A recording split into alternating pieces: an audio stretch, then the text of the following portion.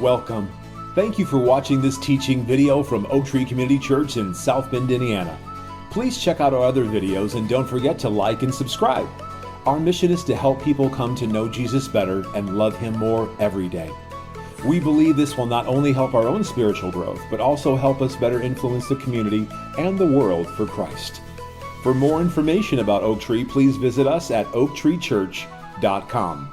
There you'll find past message series, online giving options, and more information about our discipleship process that we call The Path.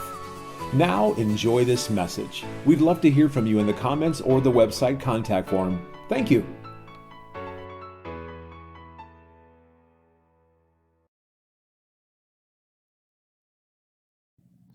Morning, church. So we are going to be continuing this week in the fruit of the Spirit, and it's kind of cool with everything going on down there and what we just talked about and everything going on across the world. We do have a way to see us, and like he said, here's how God's using this situation, here's how He's using this.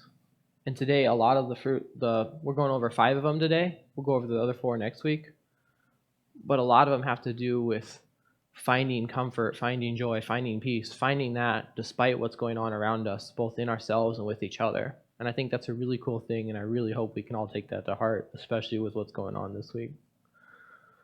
So last week, we kind of got a basic overview of what the fruit of the Spirit is. And we talked about how in order for us to grow the fruit of the Spirit, we have to grow in the Spirit Himself. And we talked about how we can't chase both worldly actions and growing the fruit of the Spirit. It's one or the other. They're both opposites. And how if we want to replace our old lives, we have to put something new back in there. Because we all know that if we don't change anything, what we were before is going to keep growing back up inside of us. We talked about how, and I mentioned this as a big thing, it's the fruit of the Spirit, not the fruits of the Spirit. This is all one fruit. That's actually going to be very important these next 2 weeks. As we break apart and look at each individual part, we have to remember that it is all one fruit. We can't just pick and choose which ones we like. We have to develop all of them. And yes, some will be easier, some will be harder, but we know that if we work on all of them, even though, just like with normal fruit, they don't all grow at the same pace, if they are all growing, we can develop and show the whole world. And again, one of the most important things for the fruit of the Spirit is it shows our growth, and it shows the world who we are. And so as we're learning about each of these, keep that in mind, and I want everyone to be thinking, am I growing here, or where can I grow more? What can I do more? So one other thing I wanted to talk about is, as we go through the fruit of the Spirit next 2 weeks, after each one, I'm going to mention the opposite of this. Now, that doesn't mean the opposite's always sin. For instance, we say anger and we say other things. They're not sin, but they can lead to sin. But the opposite is a little hint. Just like I said, the fruit of the Spirit is like the path. It's a way for us to measure our growth. If we're showing the opposite, we know we need to grow in this one. And we know that those who belong to Christ and live by the Spirit are not controlled by the desires of the flesh. So if we are being controlled by the desires of the flesh, we are not living in the Spirit. That's why the opposites are important. It helps us develop. Like I talked about, you can't chase God and the world. You can't live out the flesh and the Spirit. So if we're living this way, we know we're not growing this way. The other thing to keep in mind is because I'm taking these and breaking it apart, there will be a little bit of overlap, and that's okay. It is supposed to be all one fruit, and when he lists the opposites, it's those who live in the opposites do all these opposites. These are just a little bit of a guideline to help us say, well, where should I be growing? What should I be learning? Well, which ones do I see myself living out this way? That's the ones I want to develop. So with all that clarified, let's actually get into the fruit of the Spirit. Now we know in Galatians 5, we actually see the fruit of the Spirit, and I just want to read through the list again. And starting in verse 22, it says, "But the fruit of the Spirit is love, joy, peace, patience, kindness, goodness, faithfulness, gentleness, and self-control. Against such things there is no law." So, with that said, I want to start with love. And I think it's very cool that we have love as the most important, as the first one. I mentioned this last week in second hour, but it's worth mentioning again. There is a whole circle there. The path ends with love. The fruit of the Spirit starts with love. Love is an all-encompassing thing. So, what is love? Well, it's kind of important here that we define it, because in the Greek, there is actually several different words for love, and in English, we transfer all those over to the word love. And so we talk about love, there's all sorts of things and all sorts of ways we define love. What is he actually saying here when he talks about love as the Spirit? And the Greek word he uses here is agape. It's the unselfish love. And interestingly enough, it's the same word we use in John 3:16. We all know John 3:16, for God so loved the world that he gave his only begotten Son, that whosoever believes in him shall not perish, but have everlasting life. That God so unselfishly loved the world, that's the same love here. That's the same love that we're supposed to be growing in the fruit of the Spirit. And it's interesting, both with the verbiage here and in other places we see it, agape love is not passive, it's active. It's something we choose. You don't passively do this. God chose to do that thing. We choose to grow this. And that's going to be key for all of these. Most, if not every single one of these fruit of the Spirit, the verbiage they use and the way it was intended is active. These are things we have to choose. These are not things that just naturally happen. And again, it's more than just a feeling. It's a choice. So, what is love? There's actually there's a lot of passion. I mean, we can all think of several different passages in the Bible, I'm sure, right now. We all have our own definition of what love is. What does the Bible say about love? One of the most recognizable passages about love is actually in 1 Corinthians 13. And it is kind of cool, so I want to read through it again. And I'm actually going to start in verse 4.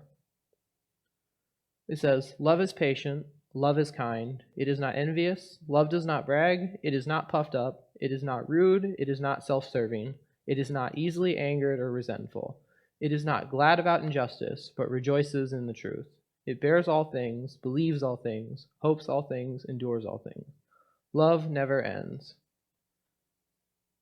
And again, it lists these things that will end. Prophecies will be set aside, tongues cease, knowledge it will be set aside. But I wanted to focus on that passage. We read this verse, you hear this verse all the time. When you go to weddings, when you go to other places, this is the love passage. It gets read a lot. But we don't often read the context of it.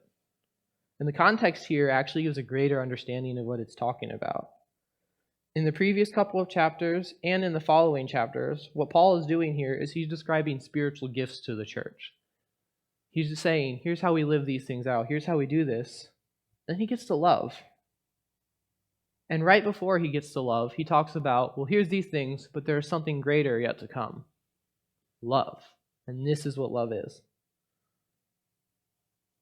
And then he talks about how if we have all these other gifts, but we don't have love, we have nothing. Love is the spiritual gift that never fades. Some of these things will fade, some of these things will keep going. Love never ends, love never fades. If we don't have love, we can't use our spiritual gifts. Love is the basis. And that's why I think it's cool that the first one on the fruit of the Spirit is love. If we don't have love, we don't have a basis for everything else. Now, we also see that love is natural. There's a few different passages that we can go to. I want to go to John 15 and in verse 13. No one has greater love than this, the one that lays down his life for his friends. Now, who's our ultimate example of laying down his life? Jesus, right? And so we see, just like where we use the Spirit for our example, God is our example. He is how we should love. And how did God love? Well, he laid down his life. And we know other passages. He laid down his life for us while we were still sinners. All that kind of stuff. God is God, love. God is the God of love. God is love. It's one of his most commonly described attributes. And guess what? If we go back to Genesis, we are made in his image, right? So if God is love and he shows love, then we should be love and we should be showing love too, right? We do have it inside of us. The problem is, guess what else we have inside of us right now? We have a sin nature, right? That's the desires of the flesh, desires of living the worldly things, and it's not the Spirit. And so, love does not always come naturally to us. But if we look to Jesus, we look, like Paul said, use me as an example of Jesus, use Jesus as our example. We have examples of love. It's not something we have to make up. We don't have to figure out, okay, it's inside of me, but I don't know what it is. How do I do this? God said, I'm right here. I'm your example of love. Jesus said, this is how you love people. Look how I did. I laid my life down. I was unselfish with my life, with my love. And he says, that's how we're supposed to love. And it's like I said last week, I'm going to keep saying this. It's a growth process. It's like the path. It is not a instantaneous. It's something we have to learn how to do. We have to be willing to learn how to do. He gave up his life for us. Now, we can't give up our life for every single person in the room, right? Not physically. But we can give up parts of our life. We can self-sacrifice in order to help other people out. And that is what love is. It's unselfishly giving up what you want to help somebody else. And if we're going to do it like God, then we have to remember what God's love is. God loved us while we were still enemies. His love ignores boundaries, limitations, requirements, and sides. It is unconditional. If our love is to reflect what God is, then our love must also be unconditional. We must be willing to give it freely and regardless of who is receiving it. So with all that said, in describing what love is, why is love important? Love is the easiest way for us to show the world that we belong to God. One of my favorite examples of this is actually a few chapters earlier in John.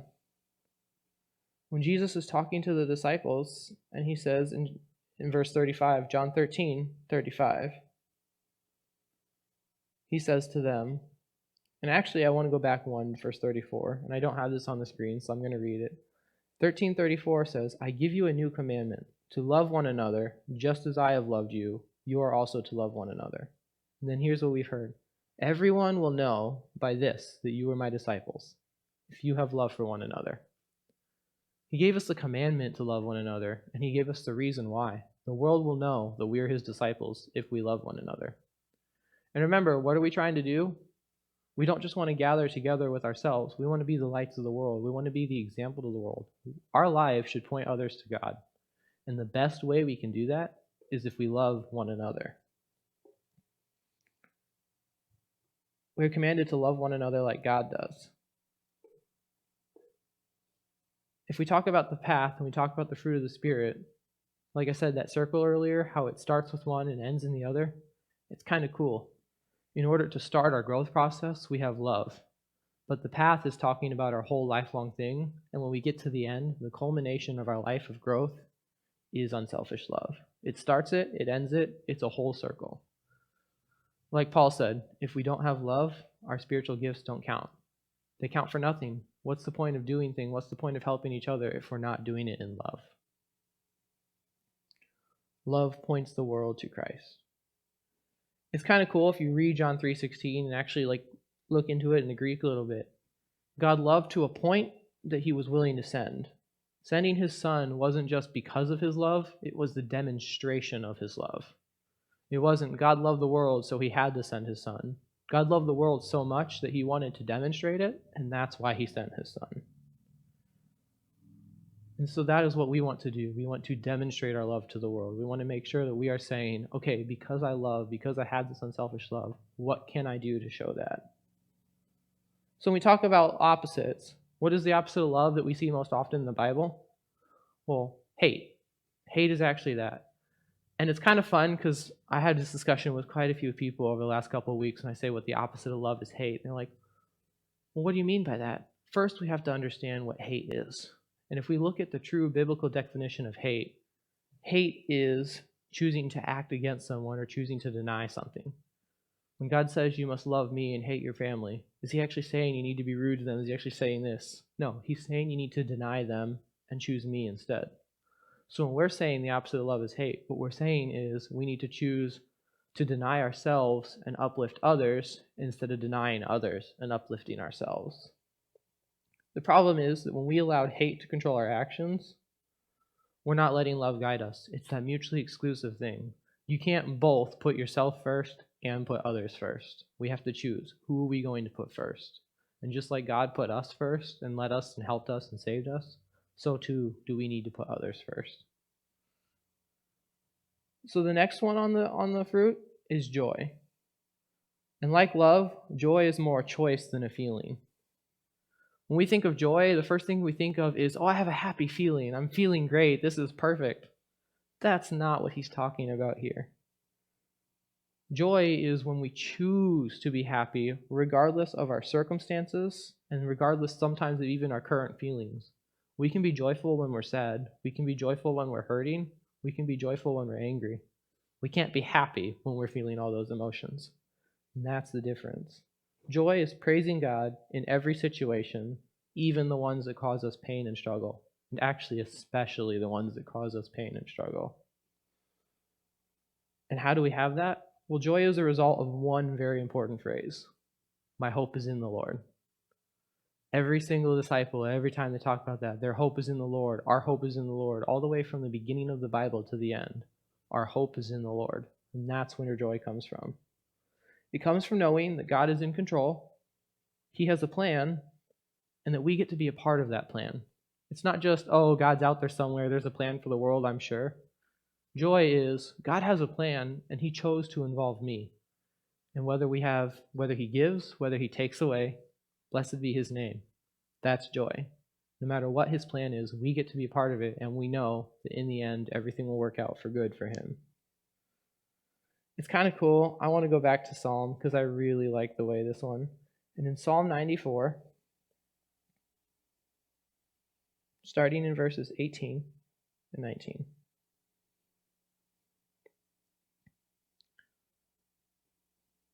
It says, if I say my foot is slipping, your loyal love, O Lord, supports me.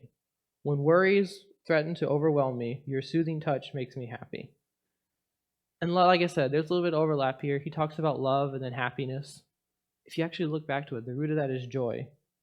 When worries overwhelm us, when we're slipping, when we're falling away, because of he's right there, he is with us. His soothing touch makes us happy. So even all the way back in Psalm, we see them saying, okay, I know my situation is bad. I know I'm struggling. But because I know God is right there with me, I can be joyful. One of my favorite, and one of the Psalms I live by is Psalm 23. The Lord is my shepherd, I need nothing. And it goes through a whole bunch of things.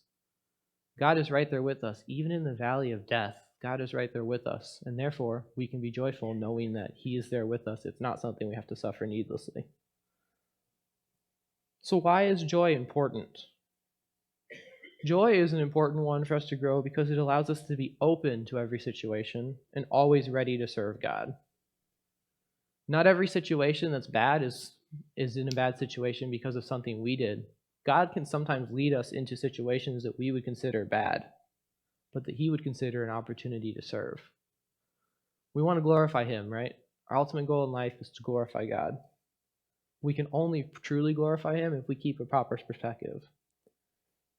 Many times when we're put in these situations where God leads us into a place that seems bad to us, we become sad, we become angry, we ask why. When instead we should be happy that God is using us and allowing us to serve him. What happens is that we choose to focus on the bad all around us instead of the love and joy above us and with us. And when we choose to focus on God instead of the world, suddenly I count it all as joy. Suddenly everything works out, and suddenly, even though it might not work now, God says, you're following me, you're doing my plan, I will use this, and I will follow. One of my favorite examples of joy and opportunities to serve is actually with Paul and Silas in prison in Acts 16. And for those of you who don't know the story, when Paul and Silas are traveling and they're going to all the different cities to preach the gospel for the first time, they come to the city of Philippi. And they were doing exactly what God told them to do and obeying him perfectly and preaching the gospel, and they still ran into trouble. They were wrongfully arrested by the people. They were beaten, mocked, thrown into prison without a trial, locked up as tight as could possibly be, and just left alone overnight.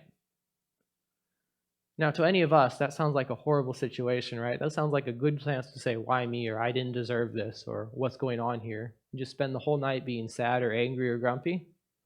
Well, guess what they did all night? They sang praises. They sang praises to God amidst all this suffering, amidst all these prisoners. And guess what happened? God opened up the whole prison. He unlocked their chains. He unlocked the doors. They had the perfect chance to escape. And so again, our reaction will be, great, I did choose to remain joyful. This is God rewarding me. He's going to let me go. I don't have to suffer through this. Well, they had something wrong with them, apparently, because they stayed in prison even after God opened all the doors. And you know why? Because they said, God put us here for a reason. We're going to stay here until we fulfill that reason. Because they chose to stay there, because they remained joyful, because they trusted in God, even in their bad circumstance, when the jailer came and was about ready to kill himself because he thought they had escaped, they spoke up and let him know they were there. And when he saw their attitude, that they remained joyful, that they were different, he asked them what was different about them. They shared the gospel, they saved the jailer, and through their actions, they started a new church in Philippi, the first church there. Because they remained joyful in their bad situation, God used them to bring a whole group of people in and have a church planted there of strong believers who ended up spreading out to all the other cities around them. I can't think of a better example of joy doing that than that, and that's why I really like that. And that is really what our goal is. Our goal for joy isn't to say, I'm glad when I'm happy, I'm glad when I'm doing this. It's whether he has me in a good situation, whether he has me in a bad situation, I will remain joyful. And it prevents us from suffering needlessly. Doesn't say we will never suffer, but if we remember why we're doing this, we can be hopeful. The opposite of joy is actually despair. When we don't choose to focus on God, and we don't choose to look at all the good he's given us, and instead we look at the current situation, look at all the bad going on, it becomes really easy to succumb to despair. But if we choose to focus, like I said, not on everything around us, but on God, doesn't matter how bad the world gets, we have the ultimate hope in God. Nothing can get to us. And again, none of us are truly there, right? None of us can truly say we're always happy in the bad situations. But that's why it's a growth process. That's why it's the fruit of the Spirit. That's why it's growing inside of us. That's why we have the path. It's something we can look at and say, I'm not there yet, God, but I'm willing to start learning. I'm willing to start doing this. And when we do that, we don't miss out on opportunities. God gives us and says, okay, you want to be joyful? Here's an opportunity. Show me what you got. And when we choose to do that, maybe we can start our own church. Maybe we can start our own thing. And maybe we can just point people to God who are going through despair themselves. The third one on this list is peace. So peace is a fun one to study because when we think of peace, we're thinking of physical peace, right? We're thinking of peace in the world. We're thinking of peace in our time and all these things, right? That's not what the fruit of the Spirit is. It's not about physical peace. It's not about magically being safe and protected from every situation on earth because we're growing in the Spirit. We're still in the world. Even though we're not of the world, we are still in the world. And as long as we're in the world, we're going to share in the problems of the world. So what is it talking about when he says peace? It's talking about how we face those problems. Peace is about us being able to remain calm, collected, in control of our thoughts and emotions, especially when things are going on around us that we can't control. When the world comes to a problem, its immediate reaction is to worry, stress, and then make really poor decisions. And honestly, that's what a lot of us used to do too. That's what a lot of us still struggle with. I can struggle with that. I admit that. When we come to a situation that's out of our control, which is most of the time, we get really worried, we get really stressed, and we try to bring it into our control. But knowing true peace, knowing true fruit of the Spirit is saying, okay, I have a situation I can't control, but that's okay because I have somebody who can control everything, God. And so I'm going to turn this problem over to him and I'm going to see what his solution is. I'm going to turn this situation over to him. I'm going to turn my worry and my stress over to him. I like how he words it in Philippians. We find this in Philippians chapter 4.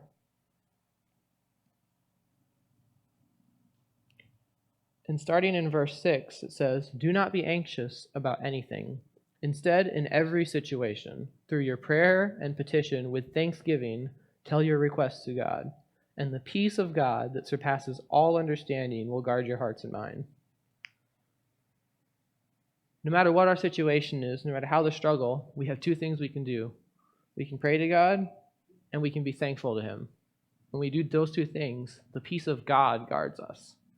And so again, what is our peace? What is our anything compared to God? God says, I will not give you peace. He says, I will give you my peace. All we have to do is pray and turn our requests over to God. And I love that it says the peace of God that surpasses all understanding. We try to understand things. We try to control things. God says, you don't have to understand it. In fact, you can't understand it. All you have to do is turn it over, and you don't even understand the solution. I will help you with the solution.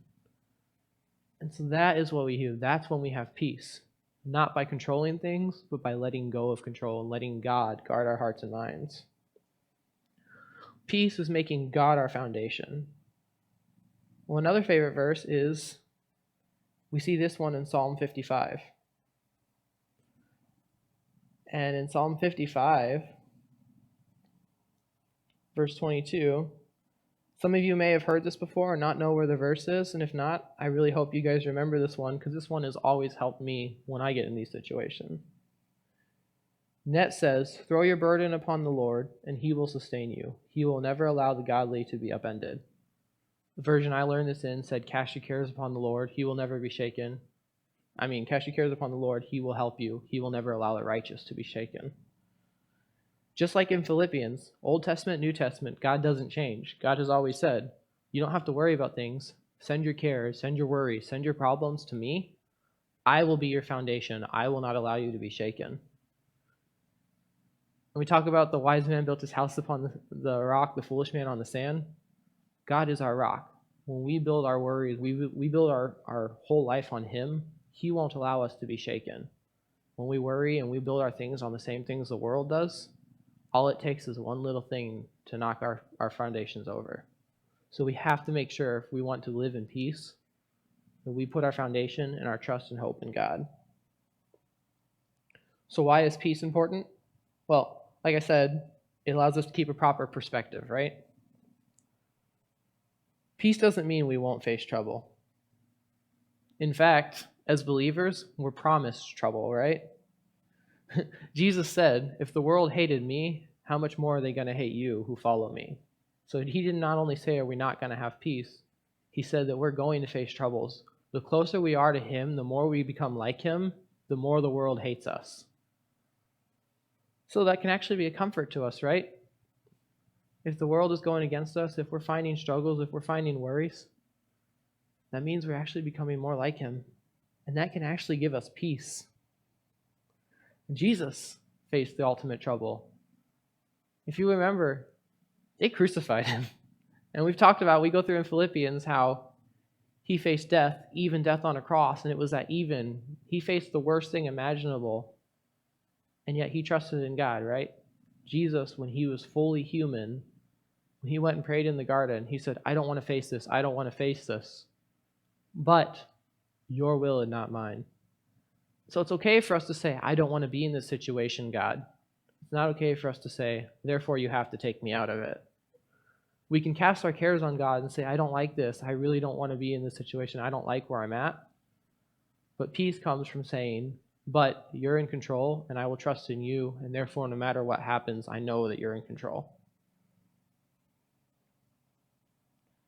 It's really cool to demonstrate the difference, because the world's peace comes from having everything perfect, and utopia, it comes from everything being perfect around us, everything being exactly how we want. A Christian's peace comes from everything is not how I want, and I'm still calm and collected. And if nothing else, that definitely sets us apart and shows the world why we're different, right? Peace is actually cool because it's also one of the goals in our life. There's so many verses in the Bible where God talks about how we can pray for peace, pray for the peace for your leaders, pray for good leaders so you don't suffer and don't go through troubles. God never said we're not allowed to ask for peace. God never said it shouldn't be a goal. He actually said, yeah, make this a goal of your life. Make it a goal to where you do have physical peace. But be prepared, because just because you want this doesn't mean it will always happen. And so what we do is we live out in peace among ourselves. We live out in peace among the world. We let the world bring cares. We let the world bring struggles. And then we turn it into peace in our hearts. And when we do that, when we remain peaceful despite the struggles of the world, and we let God be our foundation, we behave very differently than the world. We can live stress-free lives, we can live worry-free, and the world can look at us and go, how are you living like that? How are you doing that when any sane person would be flying apart right now? And then guess what? We have an opportunity to share the gospel with them. So the opposite of peace is actually two things, and both of these things show up simultaneously in the Bible a lot. Anxiety and fear. When we let God be our foundation, we won't be anxious about anything, since we know that He always has the right solution and always has not just a plan, but a perfect plan for us. When we let anxiety and fear guide us, however, we make many mistakes, we make poor decisions, and we're actually saying that we don't trust God. When we're anxious, when we're fearful, we're saying that, well, I don't know if God can handle this situation, or I don't trust God to help me through this situation. If we want to keep our anxieties and fears under control, we have to remember that it is not our peace, but God's peace that guides us.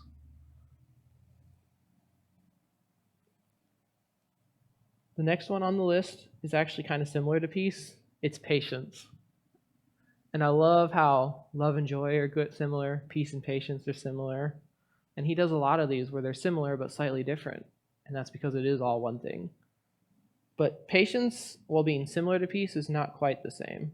It is, just like the rest of them, something we have to work toward and something that comes from trusting in his plans. But whereas peace is how we respond inward and how we respond to ourselves, patience is how we respond to everyone else when things go wrong. And it's especially important how we respond to our fellow believers when we're in a struggling situation. Patience is actually about forgiveness. Patience is about love. We don't just forgive somebody once and then hold it against them. That's not forgiving them, right? Well, I forgive you, but I'm watching you now. I'm ready for you to make a mistake so I can hold it against you next time. Did we really forgive them, or did we just let it slide this time? Are we really loving them? We have to have the same patience, just like the rest of these. We have to look at what God says about patience and what God is for patience. So, how patient is God? Well, first of all, we talked about forgiveness. How often does God forgive us? Every time, right? Every time we sin. Well, how often do we sin? A lot. And that's just the believers. Unbelievers of the world sin even more too. And yet, God is patient. He never holds it against us. He forgives us every time. Just like when Peter said, how often should I forgive my friend? 7 times? Because I'm so much better. I only legally have to forgive somebody 3 times. I'm going to do a 7. He said 7 times, 70 times. And for those of you who do the math, that's 490. But he's not saying you can count up to 490 exactly and then you're done.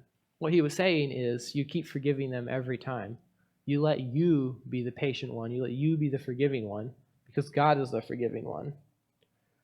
As I was talking to Pastor about it, he brought up that in older translations use the word long-suffering here instead of patient. And I kind of think that's neat because that does give the idea of patience across. Long suffering. It means we're going to suffer, and it's not going to be for a short time. When we forgive people repeatedly, that means we are going to have to face problems repeatedly. But that's what patience is about. It's not avoiding problem. It's facing them head on and saying, yep, come back, I forgive you. Yep, come back, I forgive you. And we're always leaving the door open. We're always leaving it. But in the end, it will be settled and it will be done right. Remember, we just got through studying Revelation. God will bring judgment to sin eventually, right? So why is he waiting? We actually talked about that a lot in second hour. He's not idly waiting by. He's being patient. He wants all to come to repentance. He is delayed as long as possible, not because he's like, I'll get to it someday. Not because sin doesn't bother him, not because the world doesn't need to be judged, but because he wants to save as many people as possible. That is God's patience. God's saying, you guys sin against me again and again and again and again and again and again. And this is what you deserve, but I'm going to hold off on that because I want to save as many people as possible. That is the kind of patience. 2 Peter actually words that perfectly. In 2 Peter 3, we see in verse 9, I mean. The Lord is not slow concerning his promise, as some regard slowness, but is being patient toward you, because he does not wish for any to perish, but for all to come to repentance. I like how it says two words here, slow and patient. It's kind of that same idea. We consider, when somebody doesn't act right away, they're being slow, they're taking their time, they're doing this. When we don't act right away, just like the Lord, it's not that we're being slow, it's that we're waiting. We're waiting for the right time. God is waiting for the right time. And again, he doesn't just give us the one chance, he gives us as many chances. And as many chances as the world has been given, as many chances as we've been given, that's as many chances as we have to give to the world. And none of us can count how many chances God's given out. That means none of us can count how many chances we should give out. Patience is, and it comes from our attitude. Just like with peace, we can be patient through all things and through every struggle if we remember it's temporary. All these struggles, all the things, it will not last forever. It is only for this lifetime. And we have something much greater to look forward to, Christ's return. And we remember that we have this hope to look forward to, it becomes so much easier to be patient. When we focus on what's here and now, we can't. When we look forward to what's coming after, and we know that this is only a short length of time, and then we reach the end, patience becomes natural to us. It's very similar to perseverance in the path. It's a choice to trust God through every test, temptation, and trial. So, why is it important? Because it allows us to keep a proper biblical perspective throughout every problem we face in life. And it's a reminder that everything shall pass and that everything remains in Jesus and his future coming. And again, patience, just like peace, prevents us from making poor or hasty decisions, and it prevents us from allowing what really is a temporary setback to become a permanent problem. We all notice when we go through these things, it never really lasts that long when you're looking back on it, right? But if we choose to dwell on that, suddenly it drags out longer and longer and longer until there's no end in sight. But if we patiently wait through our problems, God says, wait through it, here's the end, I will be with you. And it's a good reminder for us when we have to, like long suffering, when we suffer through being patient, that brings us closer to God. Now we understand a little bit more about what God says when he says he's suffering, when he says he's waited for us and he wants us to come back to him. And if we want to be more like him, it kind of helps to understand him, right? And when we look at this and we look at the rewards at the end and we look at when you're patient with somebody and then suddenly they turn around and they repent and that good feeling you get, now we understand why God has waited as long as he has. Now we understand when we say, why are you waiting this long, Lord? Why don't you punish them? Why don't you do this? Now we can say, thank you for not punishing us. Please don't do this. I want to be patient with the world. I want you to be patient with us. So when we talk about the opposites here, the opposite of patience is anger. And just like I said earlier with opposites, in and of itself, anger is not a sin. However, how much easier is it for us to be sinful when we're angry? When we let anger control us, how much easier is it for us to act in hastiness, act without patience, act in these ways that let us not be in control? And so when we are patient, we're controlling our anger. We know there's a right time for that, there's a wrong time, and we know that we're acting on the right time. The last one I want to talk about today is kindness. And I like kindness here because kindness does have a double thing. Kindness is both passive and active. We demonstrate kindness when we look out for others around us and put them first, both their interests and well-beings. It's very similar to agape love, but there is a little bit of a difference here. Like I said, whereas agape love really is that demonstration, kindness is the natural state. Kindness is, I'm always doing this, I'm always looking for ways, and I'm doing it without even noticing. It's actually cool. We hear treat others how you want to be treated. Well, kindness says treat others better than you want to be treated. It puts the golden rule down here and says we're supposed to be living way up here. Kindness, especially when we talk about biblical kindness, it's putting others first like I said with love, to the point of sacrificing our own needs in order to help someone with their needs. Kindness never returns evil for evil, and it doesn't wait for someone to earn something good or deserve something good. It comes from giving, helping, like I said earlier, regardless of your circumstances. A well-known biblical example of kindness is the Good Samaritan. So, if we go through the story of the Good Samaritan, a Jew was hurt on the side of the road, left injured and dying, and a fellow Jew walks around him and tries to go on. A priest walks around him and tries to go on. Then we get to a Samaritan, the natural enemy of the Jew, who would have no reason to help them. And who stops and helps him? The Samaritan. So we see here that the one who didn't expect it was the one who helped. The one who no one would have wanted to help, and the one who, let's be honest, the Jew wouldn't have helped the Samaritan still stopped and helped the Jew. We know the Jew didn't do anything to earn it, because Jews and Samaritans have always been at odds. And we definitely don't know enough to say that he deserved to have such kindness. And the Samaritan helped anyway. And if we read the whole story, we see that the Samaritan didn't just do the bare minimum to help him and then move on his way. He used his own supplies, his own bandages. He got the Jew to a safe place. He used his own money to put the Jew up as long as possible and pay for the best care. So he definitely sacrificed his own needs in order to help for this Jew. And that's our example. That's what we should be doing. Now, so why is it important to do that? Well, there's an even better example. God's kindness. Again, I keep talking about this. He saved us while we were still sinners. We talk about the difference between mercy and grace all the time. Not only did God not give us what we deserve, but he gave us so much more than we could ever deserve. And that was his kindness. He said, you guys don't deserve this. You can never do enough to earn this. You can never do enough to deserve it. And I'm going to give it to you anyway. And he saved us knowing that not only could we never deserve it, we could never be grateful enough. The best examples of kindness we can give is not when we give it to those who deserve it and those who are grateful, but when we show it to those who aren't grateful. When we show it not expecting a reward and not receiving a reward, that's when we're truly being kind. And again, I like God's example, and you see it in Luke. If we turn to Luke chapter 6, starting in verse 35,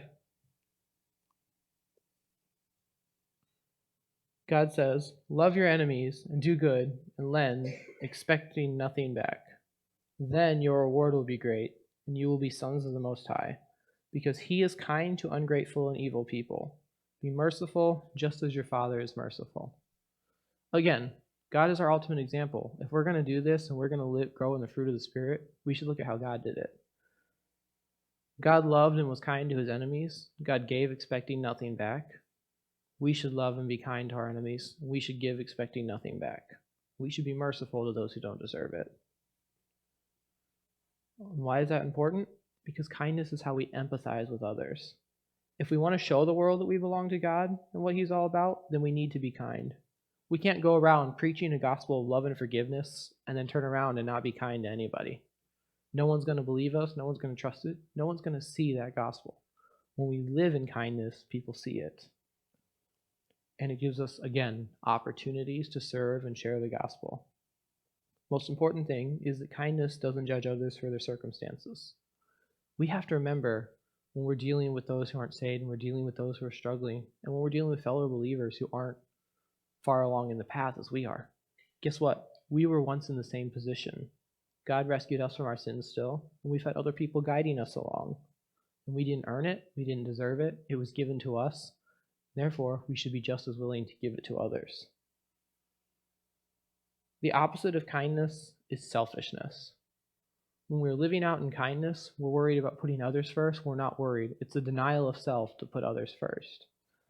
But just like with love and joy, when we're putting ourselves first, we're not being kind. So we have to choose, are we going to put ourselves first? Are we going to put others first to be kind? I only really have one closing question today, but I think it kind of sums up everything, and I really want everyone to think about it this week. My question is, which part of the fruit of the Spirit do I need to grow in the most right now? Did one of these hit you guys really hard today? Did it make you stop and think? Maybe you've never heard it described that way. As I was studying these, I realized that when we study these things, we don't always go into depth. We don't always understand them. And so, did one of these go, wow, maybe I haven't been living out the way? Also, one of the reasons I wanted to talk about the opposites, did any of these opposites hit you and go, well, maybe I'm living that way instead? And that's why I like that there is an opposite and a little bit of comparison, because now you can know, if I'm living that way, here's what I can replace it with. So there's one verse I want to close up with, and it talks about joy and kindness, and it's 1 Thessalonians 5:23. 1 Thessalonians 5:23 says, now may the God of peace himself make you completely holy, and may your spirit and soul and body be kept entirely blameless at the coming of our Lord Jesus Christ. May the God of peace himself keep you guys pure and blameless. And again, when we trust in the God of peace, we can have that joy, and we can be kind to others and love others.